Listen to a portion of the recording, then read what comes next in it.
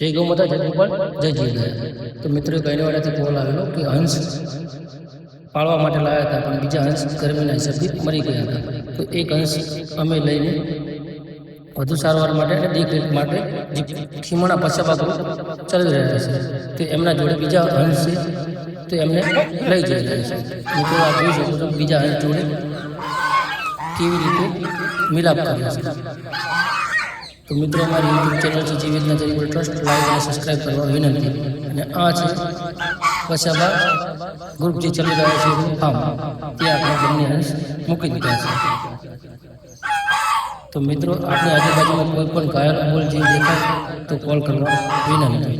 અમારો helpline number છે 84 944 1 26। જય ગૌ માતા, જય ગોપાલ, જય માતા, જય દ્વારકાધીશ।